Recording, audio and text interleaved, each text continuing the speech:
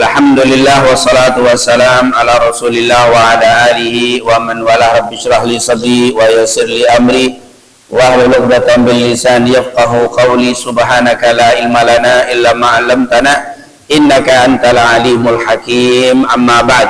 Segala puja dan puji kepada Allah, salawat serta salam kepada junjungan kita Nabi Muhammad sallallahu alaihi wasallam, para keluarga, sahabat, tabi'in serta seluruh umatnya selalu beristiqamah mengikuti sunnah-sunnahnya hingga yaumul qiyamah. Alhamdulillah, pada pagi hari ini kembali kita dapat bersilaturahim untuk bersama-sama memakmurkan rumah-rumah Allah.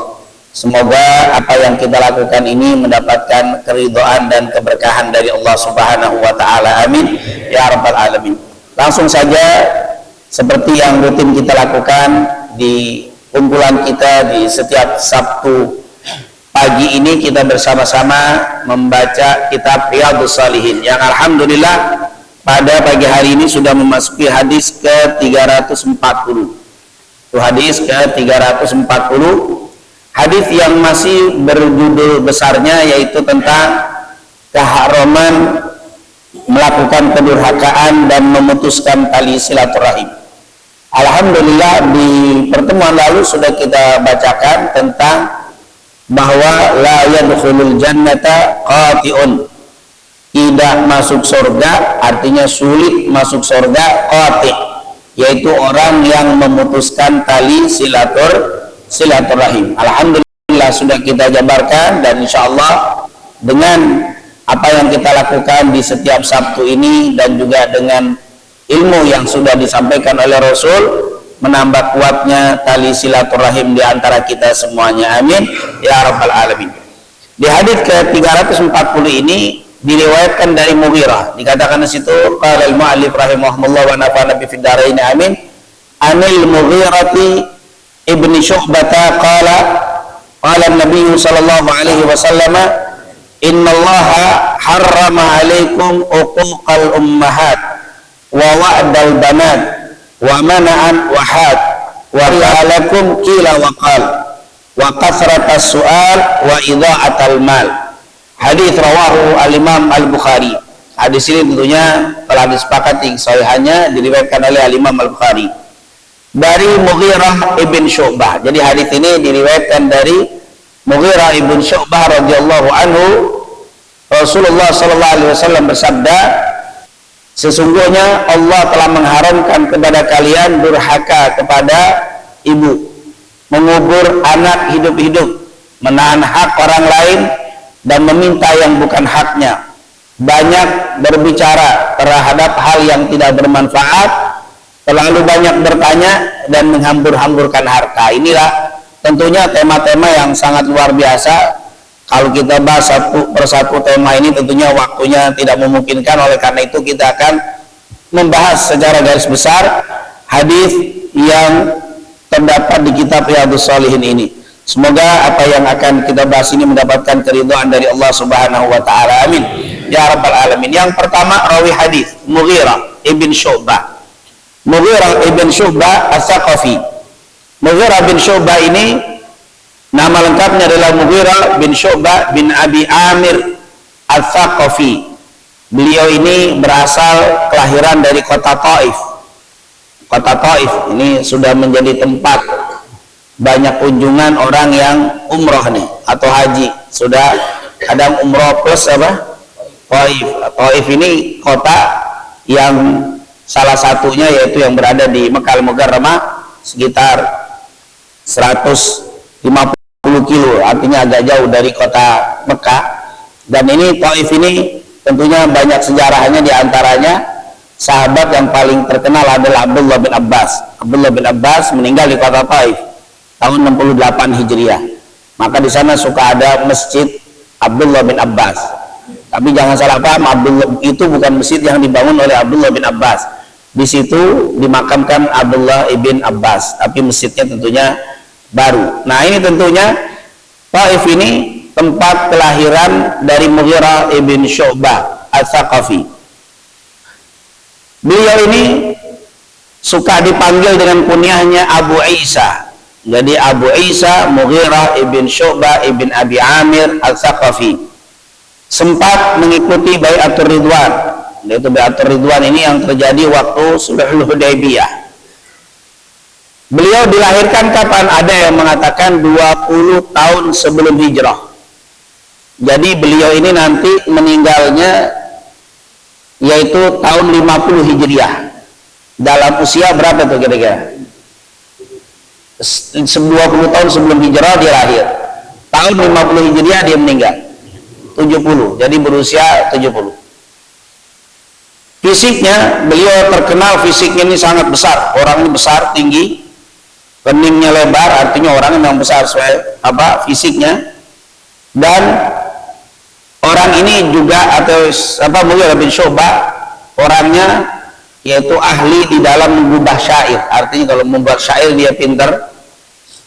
Dan pada akhir hayatnya sebelum dia meninggal kedua matanya buta. Setelah peperangan Yarmuk atau di saat perang Yarmuk, ada yang mengatakan di saat perang Qadisiyah di zaman Umar bin Khattab. Jadi fisiknya luar biasa tapi meninggal dalam keadaan kedua matanya buta karena peperangan di Yarmuk. Beliau masuk Islam saat perang Khandaq. Beliau masuk Islam yaitu perang Khandaq. Perang Khandaq ini ada yang mengatakan tahun 5 Hijriah. Jadi di tahun ke-5 Hijriah beliau baru masuk Islam. Jadi masuk Islamnya termasuk belakangan. Karena Rasulullah meninggal tahun 10 atau mau masuk 11, berarti hanya 5 tahun lebih sedikit beliau bersama Nabi Muhammad Sallallahu Alaihi Wasallam. Pada masa jahiliyah ini kejadian dia pernah merampoknya tapi dari Bani Malik. Ceritanya ini waktu itu dari orang-orang Bani Taif yang ada di Taif.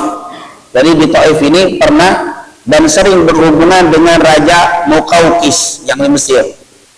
Waktu itu ada 14 orang dikirim dari wilayah Taif ke Muqawqis untuk menemui Muqawqis. Biasanya mereka itu orang-orang Arab beberapa wilayah mengadakan hubungan dengan raja-raja besar waktu itu. Ya tentunya mereka untuk selain bertukar hadiah, kadang-kadang untuk mencari perlindungan dari raja-raja besar ini. Waktu itu dikirimlah utusan 14 orang ke Raja Muqawqis dari Taif. Waktu sampai di sana, itu sahabat-sahabat dia itu dimuliakan oleh Muqawqis, oleh si raja ini. Cuman dia kayaknya agak dikurangin penghormatannya. Dia kurang begitu dihormati. Dia tersinggung. Ini siapa? Mughirah bin Syu'bah. Setelah itu, setelah berkunjung, lalu dikasih hadiah yang banyak sama Raja Muqawqis, dibawa oleh 14 orang. Di tengah jalan si Mughirah bin Syu'bah ini beli minuman atau bawa minuman keras, mabok, dikasih 13 orang itu dikasih minuman mabok. Pas lagi mabok semua dibunuh 13 semua sama dia. Ini perampok siapa? Mughirah dibunuh satu-satu itu semuanya. Jadi 13 orang semuanya dibunuh. Kemudian hartanya dibawa pulang sama dia semuanya. Ini luar biasa Mughirah bin Syu'bah ini. Terus dia datang ke Madinah. Karena dia bilang, saya kalau pulang ke Taif pasti saya dibunuh sama. Gue bilang itu kan 13 orang punya suku semua, punya keluarga. Dia saya kalau pulang ke Taif pasti dibunuh. Maka dia nggak mau ke Taif, dia langsung ke Madinah. Mengapain? Masuk Islam. Melihat Nabi masuk Islam. Ini dia perampok apa? Perampoknya nggak nanggung bunuh 13 orang langsung dibunuh sendirian. Perampok sadis ya. Perampok sadis ini. Dibunuh 13 dan dibawa pulang, bawa harta banyak ke Madinah. Melihat Nabi, tertarik sama Nabi Muhammad, langsung masuk Islam. Setelah mengucapkan 2 kalimat syahadat, dicerita sama Nabi, saya udah habis bunuh 13 orang. Nabi bilang, ini kalimat Nabi, amma islamuka fanaqbalu. Kalau kamu masuk Islam, Islammu saya terima, masuk Islam. Wala akhidut min amwalihim syai'a, tapi hartanya bawa, jangan dikasih ke kami. Kami tidak butuh dengan harta dengan cara yang apa? Merampok seperti ini. Bawa. Islam kami terima, tapi hartamu kami tidak terima. Li'anna hadza ghadr. Ini termasuk nipu nih, ghish ini. Ini termasuk perbuatan menipu. Kenapa menipu? Kok nggak dibilang merampok? Beda antara menipu dengan merampok. Karena di 14 orang itu dia punya jatah di situ. Kan dapat hadiah dari Raja Muqawqis dia dapat hadiah di situ. Cuman dia habisin 13, diambil sendirian, berarti ada haknya juga punya dia. Kalau merampok dia nggak punya hak sama sekali. Ada orang bawa harta banyak, disetop, dibunuh, diambil, itu rampok namanya. Tapi ini tuh nih, kerja sama ada bagiannya, tapi apa? Kita kerjasama bikin perusahaan bertiga. Dia tipu, diambil semuanya, itu namanya ghish itu. Itu namanya ghish atau ghadar, disebut ghadar. Kenapa? Karena di situ ada jatah kita, tapi jatah orang tidak diberikan, tapi punya dia diambil semuanya. Ini namanya apa? Ghadar. Apa kata Nabi? Li'anna hadza ghadrun wala khaira fil ghadar. Sungguh tidak ada kebaikan, tidak ada berkah harta yang begini. Ini harta apa? Memang kamu ada bagian di dalamnya, tapi punya orang kamu ambil di situ. Mestinya engkau bagi 14, ini engkau bagi sendirian. Ini ghadar. Sungguh tidak ada kebaikan di dalam seperti itu. Maka di sini pelajaran untuk kita, kalau kita mau mencari rezeki silakan, tapi jangan sampai hilang berkah rezeki kita karena kita melakukan hal yang salah. Maka Mughirah, aku adalah orang yang terakhir menyentuh jasad Nabi Muhammad. Aku adalah orang yang terakhir menyentuh jasad Rasul. Itu sebuah kebanggaan. Bagaimana ceritanya? Waktu itu saat Rasulullah meninggal dunia, tentunya yang memandikan jasad Rasulullah Ahlul Bait. Siapa? Ali bin Abi Thalib. Dibantu oleh Fadl ibn Abbas, dibantu oleh Abdullah ibn Abbas. Kemudian ada yang mengatakan Usama bin Zaid yang membantu menyiram. Sementara yang mandiin langsung adalah siapa? Sahabat Rasul, Ahlul Bait Rasul, Ali bin Abi Thalib. Setelah dikubur, Ali bin Abi Thalib yang turun ke kuburan, yang ke liang lahatnya Ali bin Abi Thalib, yaitu keluarga Nabi semua. Jadi setelah selesai, sudah taruh siap untuk diuruk ya, siap untuk dikubur, Ali bin Abi Thalib naik.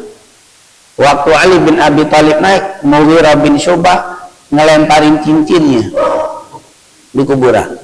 Pas Ali mau nguruk, ya Ali, cincin saya jatuh. Pinter aja nih Mughirah bin Syu'bah. Akhirnya ya karena cincinnya jatuh, disuruh apa? Ambil, dia turun, dia cium kain kafalnya, dipegang, dia bilang naik lagi baru diuruk. Akulah orang yang terakhir menyentuh jasadnya Nabi Muhammad. Mughirah bin Syu'bah pinter dia apa? Ngakalin bisa kan, itu sebuah kemuliaan. Bahkan Mughirah bin Syu'bah kalau ketemu orang mau bangga-banggaan, aku adalah yang terakhir menyentuh jasadnya Rasul. Tapi pakai apa dari caranya? Cincin dijatuhin. Karena memang di dalam syariat boleh, bahkan itu boleh dibongkar kalau waktu orang nguburin jenazah HP-nya jatuh, dia naik, HP saya. Ahlul Bait bilang, keluarga mayit, terus saya mau ambil, sudahlah, apa mereknya? Oppo, saya ganti ini Oppo, beres. Tapi enggak, saya nggak mau nomornya, Pak. Mau nggak mau harus bongkar. Boleh tuh dibongkar lagi, ngambil. Kenapa? Karena tidak diperbolehkan dalam kuburan itu ada hak orang lain. Mati aja nggak boleh bawa hak orang lain apa? Hidupnya nggak boleh, matinya nggak boleh. Bagaimana kalau kita di rumah kita itu ada hak orang lain di rumah kita saya simpan? Ada harta orang lain saya simpan di rumah saya. Bagaimana untuk mau berkah hidup? Dikubur juga nggak boleh, walaupun cuma begitu. Kata Sayyidina Ali, cuma cincin, biarin aja. Bukan cincin mahal, nggak ada cincin emas zaman dulu, haram cincin emas. Cincin biasa, tapi karena itu hak orang lain ambil. Jadi kalau namanya kisos, orang membunuh orang, setelah dibunuh kena kisos, maka ada dua pilihan. Keluarganya maafin, bayar diat. Bayar diat 100 ekor onta, setelah dibayar selesai. Nggak ada lagi ketemu, nggak ada cemberut lagi, senyum biasa. Nggak ada lagi udah dibayar diat terus digebuk. Udah dibayar diat digebuk. Wah, ini pernah terjadi di masa Rasul. Orang ini sudah dibayar sama Nabi diatnya, setelah itu yang membayar diat dibunuh sama dia. Maka orang ini waktu itu ditangkap sama Nabi. Sebelum ditangkap dia bertobat, naik, bahkan megangin sater, megangin multazam, dia bergelantungan di multazam. Demi Allah saya tobat. Kata Rasul, bunuh, tidak ada tobat. Satu-satunya faktu Mekah dibunuh itu dia. karena dia ini pernah membunuh orang yang sudah bayar diat untuk keluarganya tapi dibunuh. Maka kata Rasul, mau dia bergelantungan di Multazam, bunuh, kata Rasul. Akhirnya dibunuh. Kan setelah Khandaq terjadi Sulh Hudaybiyah, Rasulullah umroh dengan 1.500 sahabat berangkat mau melaksanakan umroh, di stop di Hudaybiyah. Waktu terjadi penyetopan di Hudaybiyah, itu Urwah ibn Mas'ud yang menjadi juru bicara orang Mekah. Datang Urwah ibn Mas'ud menemui Nabi sebagai tokoh yang dijadikan utusan kafir Quraisy Mekah. Orang dulu kalau bicara dengan menunjukkan keakraban, biar akrab, namanya delegasi, biar akrab sama Nabi, maksudnya Urwah bin Mas'ud masih kafir, biar dia kelihatan akrab, biar apa yang dia mau disetujui oleh Nabi, datang dia pegang-pegang jenggotnya Nabi. Ya Muhammad, itu memang orang Arab kalau mau kayak sopan gitu, jenggotnya dipegang-pegang. Oh kalau di sini dikelepak, kurang aja. Jenggot saya dipegang-pegang, dielus-elus. Ini enggak dipegang, dibilang. Tahu bahasa kita, apa kabar Muhammad, begini-begini. Waktu megang-megang begitu, Urwah megang-megang begitu, langsung Mughirah bin Syu'bah lompat. Mughirah ikut. Ditepak pakai tangannya si Urwah ini dengan gagang pedang. Sakit, dibilang, ini siapa nih, kurang ajar sekali, katanya ponakan gitu. Kata Rasulullah tersenyum, tahu siapa? Tahu nggak tahu siapa nih. Pas dilihat buka, oh siapa? Mughirah bin Syu'bah. Kurang ajar kamu, ini siapa? Ponakan saya. Tahu nggak? Ini belum bersih dari ontak yang membayar diatmu, katanya. Berapa ribu saya bayar diatmu? Engkau kurang ajar, engkau sakiti tangan pamanmu yang sudah mengeluarkan ribuan diat untukmu. Katanya, jangan pernah kau sentuh kekasihku Nabi Muhammad. Oh nggak mau tahu dia, lu mau bayar ribuan tapi kalau sudah megang jenggot Nabi, saya bunuh kamu, katanya. Ini cintanya Mughirah bin Syu'bah kepada Rasul Shallallahu Alaihi Wasallam. Sampai Urwah bilang, alangkah kerasnya hatimu wahai Mughirah, tidak ada kata keras untuk menjaga Nabi Muhammad. Kalau engkau pegang lagi akan aku bunuh. Engkau tidak, ininya sekarang dengan pedangku. Kalau engkau pegang, tanganmu nggak balik lagi. Takut sih siapa? Urwah. Ternyata galak juga ini, yang tadinya lembek, emas, takut sama pamannya, tapi setelah dia masuk Islam dia punya kemuliaan. Jangan coba-coba megang jenggotnya Rasul. Rasul nggak seperti sahabatmu. Rasul tidak seperti manusia biasa. Memang orang Arab kalau pengen akrab itu pegang-pegang jenggotnya. Jadi nanti kalau kita ke Timur Tengah pegang jenggot itu biasa. Kefalak tayyibin maksud begitu biasa. Itu hal yang biasa. Memang adat, ini namanya al-uruf. Adat, kalau bahasa fiqihnya al-adat, dikatakan adat itu bisa menjadi hukum, Mbak. Walaupun nggak ada dalil, tapi dia menjadi hukum. Dikatakan tarkul adawah. Kalau kamu meninggalkan adat, jadi musuh, jadi timbul permusuhan. Walaupun nggak ada dalil. Jadi berbicara tentang adat jangan hanya dalil, urusannya beda. Ketika di sini kayaknya songong. Kalau modal anak muda jalan di depan orang tua main apa? Nah, sini itu namanya adat. Jangan hanya dalil. Ada nggak Nabi pernah jalan begini? Ya nggak pernah kan? Itu adat namanya. Tarkul adawah. Jadi meninggalkan adat itu akan menjadi permusuhan. Jadi kita harus selain kembali kepada Quran dan hadis, tapi kita juga harus memperhatikan adat tradisi. Tradisi itu tetap harus berjalan. Kalau bertentangan dengan agama baru ditinggalkan. Tapi kalau nggak bertentangan dengan agama, ya tentu bagus. Tadi jalan nunduk begitu, ada nggak dalil yang melarang? Nggak ada. Malah itu sopan yang bagus, silakan. Ini luar biasa ini Mughirah. Cerita Mughirah ini sangat menarik. Banyak sekali cerita beliau. Di dalam hadis Bukhari Muslim, hadisnya hanya 12. Tidak banyak hadis beliau. Maksudnya yang di Bukhari Muslim. Jadi kalau kita buka kitab Bukhari Muslim, hadis dari riwayat Mughirah bin Syu'bah hanya 12. Nah, ini tentunya beliau juga menjadi sahabat yang menjadi banyak perselisihan. Nanti ada pernah dia dituduh melakukan zina. Ini perdebatan yang panjang. Tapi tentunya kita meyakini beliau ini sahabat Rasul yang sudah ikut bai'atur ridwan dan tidak terjadi perzinahan. Tapi ada. Sampai nanti ketemu dengan sahabat Abu Bakar. Ada Ada waktu zaman Umar bin Khattab ada 4 sahabat mengatakan Mughirah bin Syu'bah zina, terus akan dikenakan rajam. Dibawa, siapa yang bersaksi?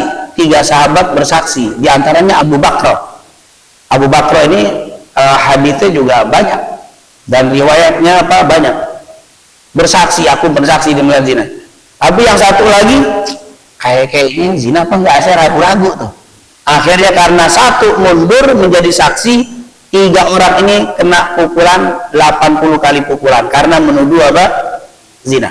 Karena harus zina itu berapa? 4 saksi dan melihat langsung. Ternyata terjadi kontroversi yang sangat panjang kalau kita membahas tentang Mughirah bin Syu'bah. Tapi memang beliau yang paling terkenal ini jangan diikutin ini. Beliau ini pernah nikah 70 kali. Jangan diikutin, saya bilang, makanya tutup di awal begitu. 70 kali, dalam riwayat 80 kali. Terbanyak 70 kali pernah nikah. Dia sekali nikah 4. Dia kalau habis katanya zawad talak itu tukang talak.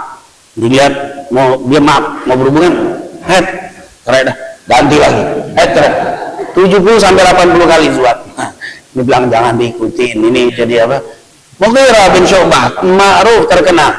Bahkan dia waktu perang perutnya kena panah nempel. Waktu dicabut, yang tukang nyabut bagian kesehatan itu perempuan di sana. Sahabat itu, perempuan itu nanti insya Allah kita membahas tentang peranan wanita di masa Rasul. Apa yang dilakukan? Salah satunya ngobatin orang-orang yang terluka dalam perang. Waktu dicabut, itu udah nikah belum? Nanya nikah mulu. Sampai si perempuan kaget. Ya Allah, lagi dalam keadaan perut berceceran darah anak panah mau dicabut, nanya nikah udah belum? Kalau belum aku mau nikah. Subhanallah, Mughirah bin Syu'bah. Dan waktu ke Taif aman karena sudah dibayar diatnya tadi. Waktu ngeliat patung paling besar dan sumbernya dari Taif adalah Latta. Jadi patung-patung yang ada di Ka'bah itu ada Latta, Uzza, Manat, Hubal. Latta itu patungnya orang Taif. Wah, ini pasti kualat nih. Patung mau ditebas, patung mau dihancurin, kualat ini orangnya. Pasti jadi hancur hidupnya begini. Wah, dia masuk pada tegang waktu dia mau deketin patung tadi. Diambil kampak, dikampak palanya, tempat sampai hancur. Habis hancur, pertama di tempat palanya dulu putus, belum karena besar itu nggak langsung putus. Beberapa kali tembasan putus. Palanya pas putus dia terjatuh, dia kejang. Wah, orang-orang Taif, kualat, bener nih kualat sama siapa? Si patung sama si Latta begini, kejang-kejang. Habis kejang-kejang udah pada girang semua, dilompat. Prank, mungkin kalau bahasa kita, kena prank ya. Saya nggak ada apa-apaan, saya cuma bohong-bohongan hanya biar kalian girang. Wallahi tidak ada kenapa-apa. Diambil lagi patung, dipotong semua, dihancurin. Pegel orang Taif sama dia. Inilah apa? Mughirah bin Syu'bah. Nah, inilah Mughirah bin Syu'bah akhirnya wafat pada tahun 50 Hijriah dalam usia 70 tahun. Innallaha harrama huququl ummahat. Allah telah mengharamkan kalian melakukan kedurhakaan kepada ummahat. Disebut ibu. Sebenarnya sama bapak juga sama. Kita durhaka sama ibu dosa besar. Durhaka sama bapak dosa besar. Cuman kenapa disebutkan ummahat? Tidak bapak tapi disebutkan ibu. Karena sebenarnya kedurhakaan itu sama dengan bapak atau ibu. Hanya saja disebutkan di sini ibu karena ada beberapa hal yang dikatakan di sini. Disebutkan ibu karena fisiknya lemah, lebih rawan terjadi kedurhakaan kepada mereka, dan menunjukkan bakti kepada ibu lebih ditekankan. Artinya apa? Kenapa kok ibu yang dilarang kita melakukan durhaka? Iya, karena banyakkan orang itu melawan ibu daripada melawan bapak. Karena melawan bapak takut ditabuk, bapaknya kuat. Tapi kalau ibu kan lemah, makanya lebih rawan untuk orang durhaka sama ibu. Kemudian juga disebutkan ibu karena memang di situ lebih ditekankan.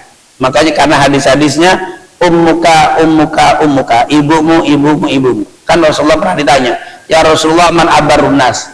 Ya Rasul, siapa orang yang paling layak untuk saya berbuat baik? Maka Rasulullah bilang ummuka, ibumu. Kenapa? Karena dia lebih dibanding bapak untuk berbakti. Tapi untuk ketaatan beda ya, untuk ketaatan beda. Taat itu lebih kepada bapak, tapi berbuat baik lama itu lebih daripada kepada ibu. Yang kedua, mereka yang merasakan sakitnya saat kita lahir. Yang ketiga, mereka memberikan ASI selama hampir 2 tahun. Itu nilai lebih. Semua yang lainnya sama dengan bapak kita, cuma mereka punya lebih itu. Bapak nggak ada yang melakukan itu. 9 bulan. Kenapa perempuan? Karena ternyata perempuan itu memang fitrahnya lebih kuat bawa anak. Bapak baru 5 menit aja pegel tangan, nyerahin lagi tuh anak kepada bapak, nggak kepada ibu, nggak kuat bapak. Apakah kedudukan perintah ayah sama dengan perintah ibu? Sebagian ulama menyamakan. Perintah bapak sama ibu sama, hanya saja bersikap baik ramah lebih kepada ibu. Tapi menurut Imam Auza'i dan Makhul, beliau mengatakan, bila engkau sedang melaksanakan ibadah sunnah sholat duha, ibu manggil, batalin.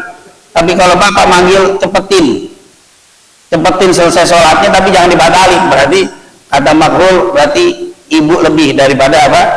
Tapi jumhur enggak, sama. Orang tua kalau manggil sholat sunnah, ibadah sunnah, batalkan. Belajar ada ulama, yaitu apa yang baktinya sama orang tua luar biasa.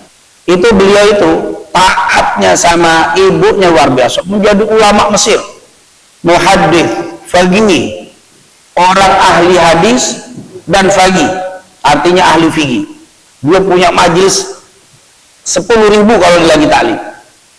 Ini sampai keluar lagi taklim deh, kalau lagi taklim. Tapi muridnya bilang, wallahi guru saya ini Haidawa ini kalau lagi ngajar tiba-tiba dengar suara ibu manggil, ditutup langsung, majelisnya ditutup. Pernah sekali waktu dia lagi ngajar, terdengar suara ibunya. Dengar suara ibunya apa? Wahai anakku, tuh ayam belum dikasih makan. Ayam, nyara ayam ternyata dia. Langsung subhanakallahumma wa bihamdika asyhadu an la ilaha illa anta, berhenti, ngasih makan nih. Muridnya mau bantu enggak? Ibu nyuruh aku ngasih makan. Dikasih makan tuh ikan, apa ayam-ayamnya. Anak murid ini semua mengomong, ribuan orang liatin. Gurunya apa lagi apa? Terus apa lagi yang kau suruh? Diberhentikan majelis untuk mentaati apa? Ibu. Kemudian juga dilarang, diharamkan oleh Allah mengubur anak perempuan hidup-hidup. Kalau punya anak perempuan tidak suka. Wa idza busyira ahadun bil untha dalla wajhuhu muswadda.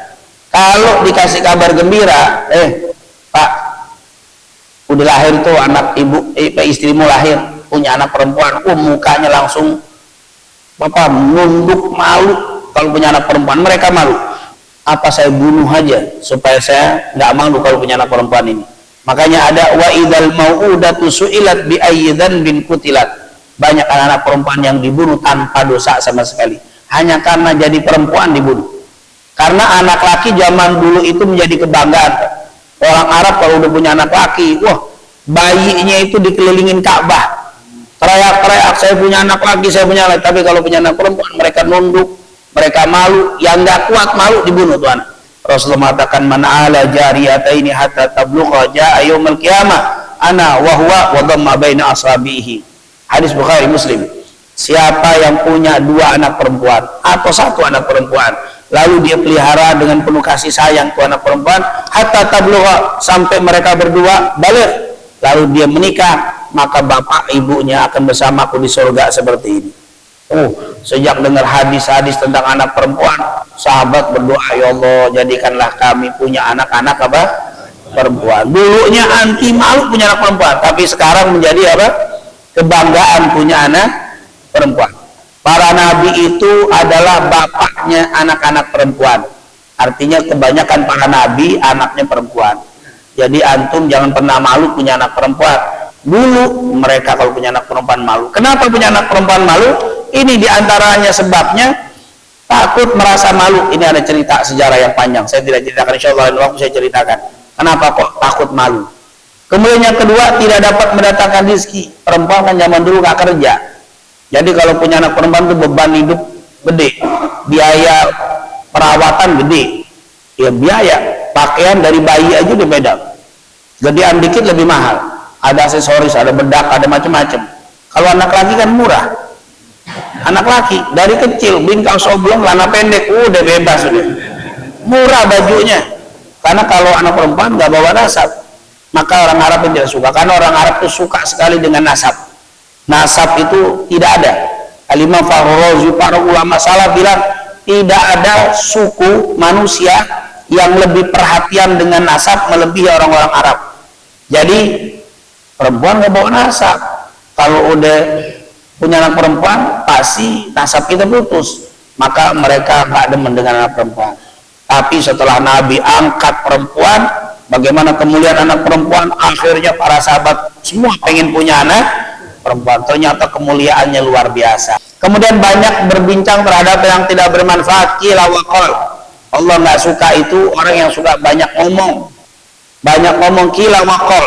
Kafa bil mar'i itsman an yuhadditsa bi kulli ma sami'. Cukuplah sebuah perbuatan dosa, cukuplah sebuah kedustaan orang yang membicarakan semua yang dia dengar. Jadi nggak semua yang kita tahu harus disampaikan. Nggak setiap yang kita dengar kita sampaikan ke orang. Nggak setiap dapat share dari orang kita share lagi. Harus kita teliti. Nih share dari orang nih manfaat apa enggak sih? Yang pertama jangan nanya manfaat dulu, bener apa enggak? Nah, teliti dulu, wah apa enggak nih? Oh, ini ternyata benar, alhamdulillah. Kalau wah, udahlah, delete aja, udah nggak usah pakai apa, hapus sudah. Oh, ternyata benar. Tanya lagi, ini manfaat nggak nih kalau saya kirim?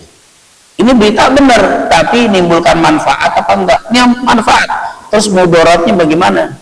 Menimbulkan manfaat, mudarat banyakan mana? Manfaat apa?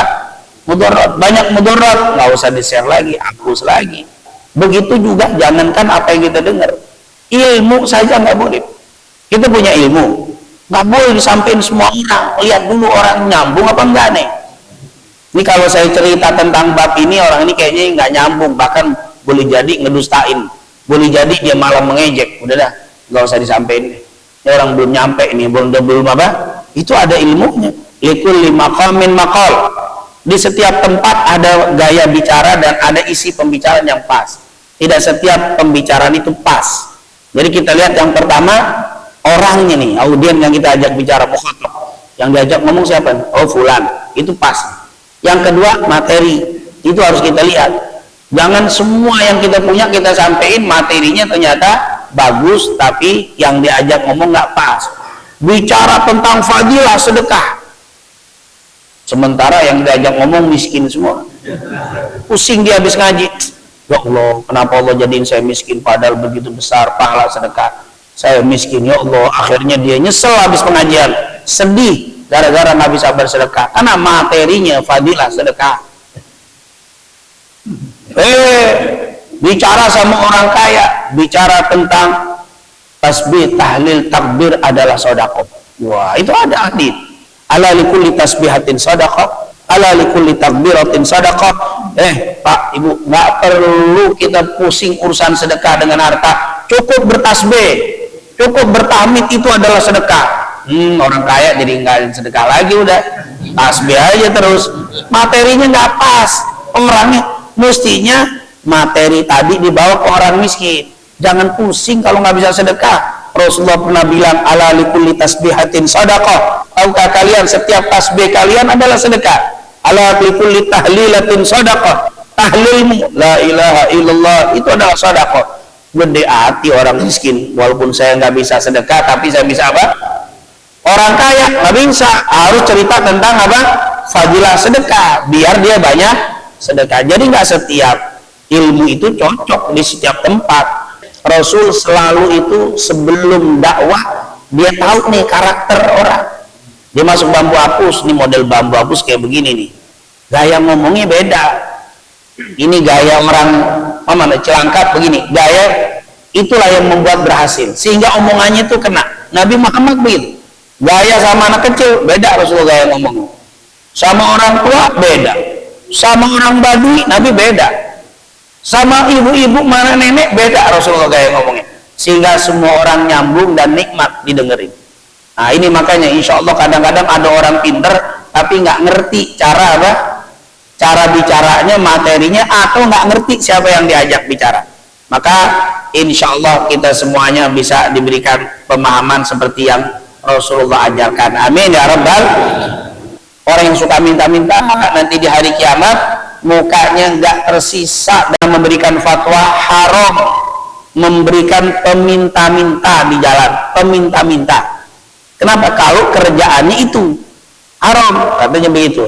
Tapi kalau yang meminta karena hajat, dari mana orang yang meminta-minta sama orang yang minta saja saat hajat? Dari mana? Udah gampang diketarain, itu lagi orang.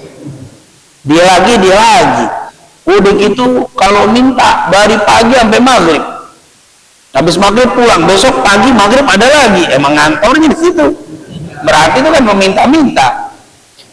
Yang kedua maksudnya kasratus soal, banyak bertanya.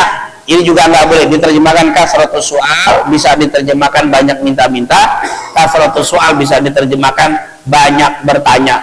Bertanya di sini sangat dianjurkan.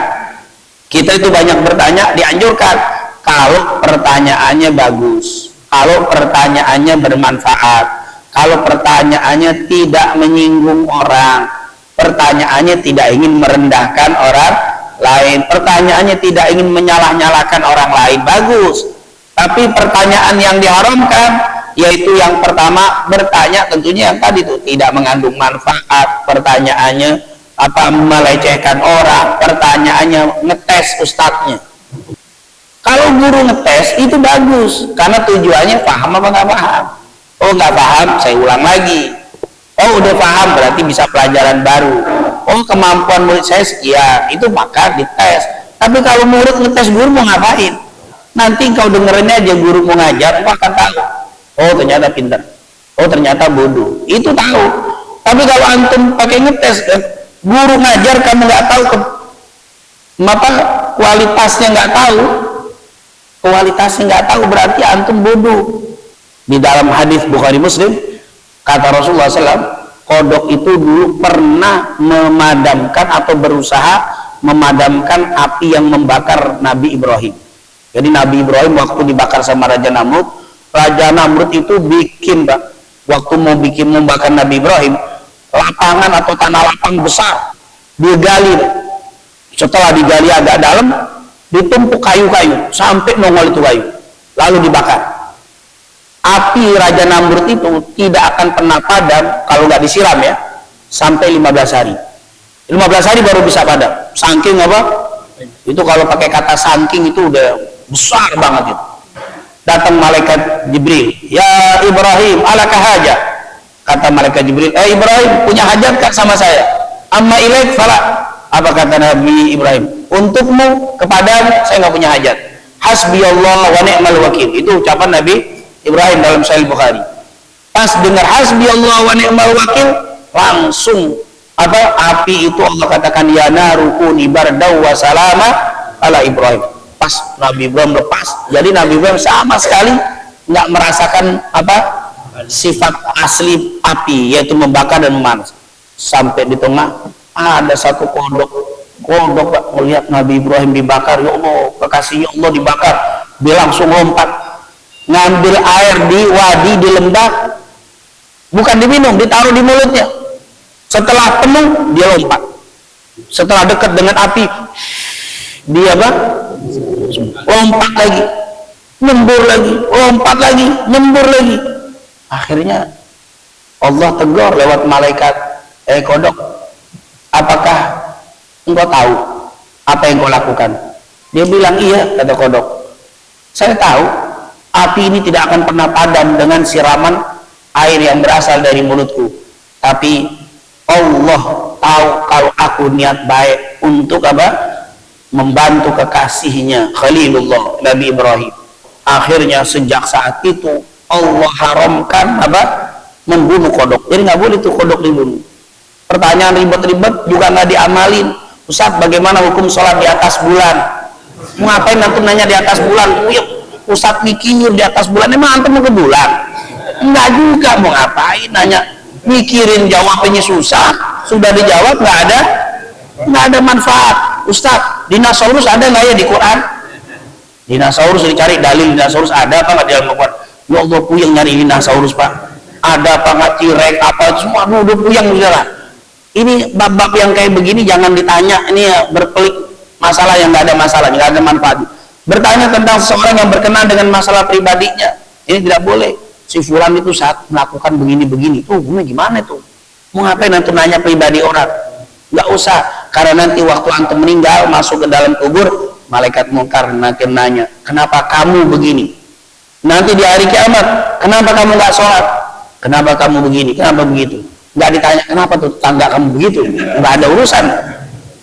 Terus alun kamu yang ditanya, kamu tidak ditanya tentang amal perbuatan saudaramu, enggak. Yang ada kamu ajak mereka baik, tinggalkan selesai. Ajak baik, kalau nggak mau selesai, kamu nggak bakal kena tanggung jawab, kecuali kamu lihat kemungkaran, dia tidak melakukan kebaikan, kita nggak ajak. Kita ajak, tapi setelah itu nggak usah ditanya urusan kemaksiatan mereka. Ini yang dia anjurkan oleh para ulama. Gimana jawabannya? Pas musim haji bulan Ramadan, kita haji apa Ramadan? Puasa, bagus. Mana Pak? Yang mana ada Ramadan ketemu sama haji? Wah nggak usah dijawab, ini orang pertanyaannya bodoh sekali. Mana ada musim haji jatuhnya bulan Ramadan? Nggak ketemu Ramadan sama haji. Ya bulan Ramadan itu Ramadan, habis Ramadan Syawal, habis Syawal Dzulqa'dah, mulai orang berangkat Dzulhijjah, wukuf. Mana ada wukuf ketemu bulan Ramadan? Ini yang pusing aja. Ustaz puyeng nggak bisa mikirin, iya ya. Ustaz juga puyeng Ustaz. Kenapa Ustaz mikirin itu? Nggak usah apa? Begitu juga pertanyaan-pertanyaan yang menyulitkan, yang kalau ditanya dijawab dari sulit. Seperti waktu Nabi Musa ditanya tentang Baqarah. Wahai Musa, ini ada paman saya meninggal. Kami curiga anak-anaknya yang bunuh, kan dia orang kaya nih mau dapat warisan. Kira-kira siapa yang bunuh? Kata Nabi Musa, aku udah potong sapi. Potong sapi? Iya potong sapi, karena nanti dipotong sapi, bagian pahanya diambil, dipukulin ke mayit, mayit akan ngomong. Itu Nabi Musa yang bikin dengan wahyu. Itu Nabi Musa, kalau antum nggak bisa. Jangankan pahanya dipukulin nggak bisa. Itu dipukul, ngomong ke orang. Potong sapi, nanya, sapinya muda apa tua? Ini dia nih pertanyaannya. Kata Nabi Musa, nggak tua nggak muda, warnanya apaan tuh? Warnanya kemas-masan bersih, tidak ada kotor, tidak ada belang sedikit pun. Dia ciri-cirinya apalagi dipakai, ditaruh di mana? Nggak pernah dipakai membajak. Hampir saja mereka nggak bisa dapat sapi. Kenapa? Nyulitin sendiri. Di zaman Rasulullah pernah berkhutbah di Arafah, ya ayuhan nas, innallaha qad farada alaikumul hajj. Kaum muslimin, Allah wajibkan kepada kalian untuk melaksanakan ibadah haji. Lalu seorang badui namanya Aqra bin Habis teriak, ya Rasulullah, afi kulli am. Ya Rasulullah, haji ini tiap tahun. Sakatan Nabi SAW. Nabi nggak jawab. Nanya lagi dia, ya Rasulullah, afi kulli am. Ya Rasulullah, apa tiap tahun? Nabi nggak nanya lagi, nggak jawab lagi. Nanya lagi, afi kulli am ya Rasulullah. Rasulullah bilang, lau qultu na'am la wajabat. Seandainya aku bilang iya, pasti akan menjadi wajib untuk kalian. Maka apa yang aku sampaikan kerjakan, apa yang tidak aku sampaikan nggak usah ditanya, kata Nabi Muhammad. Nah itu pertanyaan-pertanyaan yang bisa apa? Membahayakan. Jadi ada pertanyaan-pertanyaan yang diharamkan, itu akan menyulitkan kita. Semakin sedikit bertanya, semakin selamat. Yang mungkin bisa kita sampaikan sekali lagi, semoga apa yang kita lakukan ini selalu mendapatkan keridhaan dan keberkahan dari Allah SWT. Amin ya rabbal alamin. Lebih kurangnya, wassalamualaikum warahmatullahi wabarakatuh.